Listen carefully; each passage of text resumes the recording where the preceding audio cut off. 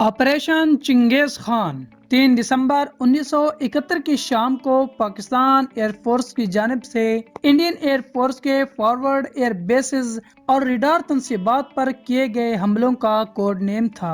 اس operation میں India کے 12 year field کو نشانہ بنایا گیا اور اس میں کشمیر میں ہندوستانی مقامات پر آرٹلری اسٹرائکس بھی شامل تھے۔ اس آپریشن کے اہداف امرتسر، امبالہ، آگرہ، ہلواڑہ، جودھ پور، جیسالمیر، پٹھان کوٹ، سری نگر اور اترلئی کے ایئر بیسز اور امرتسر اور فرید کوٹ کے فضائی دفاعی ریڈار بھی شامل تھے۔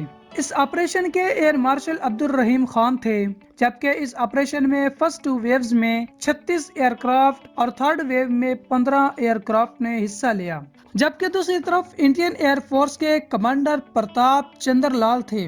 اس آپریشن کے شروع کرنے کی وجہ مشرقی پاکستان کو الگ کرنے کی انڈین سازش اور مکتی باہنی کو فنڈنگ کرنا تھی تاکہ وہ خانہ جنگی پھیلا سکیں۔ اس کے علاوہ انڈیا نے پاکستان رینجرز کی چوکیوں پر حملہ کیا تھا، جس کو انڈین ایئر فورس سپورٹ کر رہی تھی۔ اس آپریشن کے لیے سٹرائک کے فائنل آرڈر شام 5:30 پر جاری کیے گئے۔ شام 5:40 تک پہلی فارمیشن فضا میں تھی۔ پہلا حملہ پٹھان کوٹ ایئر بیس پر کیا گیا۔ اس حملے میں 2 معراج 3 طیارے اور 6 F-86 طیاروں نے حصہ لیا، جسے wing commander SM Jilani lead کر رہے تھے۔ پٹھان کوٹ ایئر بیس پر ان گائیڈڈ راکٹوں سے حملہ کیا گیا اور 125 کلو گرام کے بمز بھی گرائے گئے، تاہم انڈین ایئر ڈیفنس ریڈار ان طیاروں کو ڈیٹیکٹ کرنے میں ناکام رہے۔ پٹھان کوٹ ایئر بیس کا مین ٹارگٹ اس کا رن وے تباہ کرنا تھا، جو کہ پوری طرح تباہ کر دیا گیا۔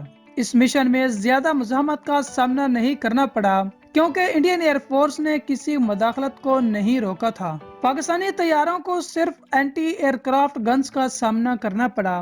دوسرا حملہ امرتسر ایئر بیس پر کیا گیا، جو کہ 5:45 پر ہوا۔ اس سٹرائک میں 4 معراج طیاروں نے حصہ لیا، جو کہ سرگودا ایئر بیس سے اڑے تھے، جنہیں ونگ کمانڈر حکیم اللہ لیڈ کر رہے تھے۔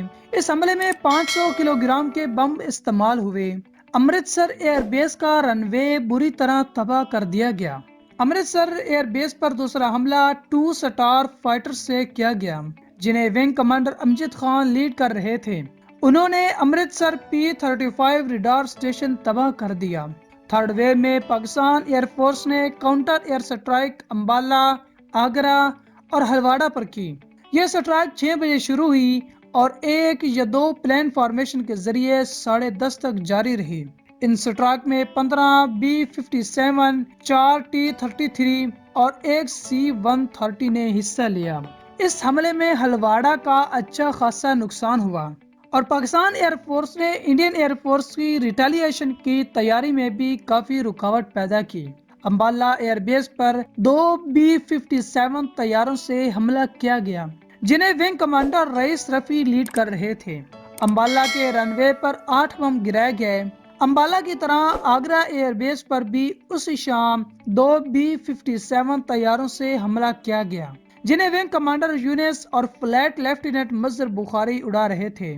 ونگ کمانڈر یونس کی طرف سے گرائے گئے بم نہیں پھٹے تھے، جس کی وجہ یہ تھی کہ وہ بم پرانے تھے۔ اترلئی ایئر بیس پر 4 T-33 طیاروں سے حملہ کیا گیا، جنہیں اسکواڈرن لیڈر قریشی نے لیڈ کیا۔ اس کا رن وے بھی بری طرح تباہ ہو گیا۔ اسی وقت دوسرا حملہ سری نگر ایئر بیس پر کیا گیا۔ اترلئی پر بعد میں دوسرا حملہ بھی کیا گیا، جسے ونگ کمانڈر اختر نے سر انجام دیا۔ حملے کے بعد 6 دن تک رن وے بند رکھا گیا۔ اسی طرح ساؤتھ میں اسکواڈرن لیڈر اشتیاق قریشی نے جیسالمیر کی انڈر گراؤنڈ پاور کیبل بم سے اڑا دی، جس سے جیسالمیر کی 6 گھنٹے تک ٹیلی فون اور پاور سپلائی کٹ آف رہی۔ اس کے علاوہ جودھ پور پر 2 B-57 طیاروں سے حملہ کیا گیا، جسے اسکواڈرن لیڈر سہیل منصور لیڈ کر رہے تھے، جبکہ جام نگر پہ حملہ کرنے والے فلائٹ لیفٹیننٹ تھے۔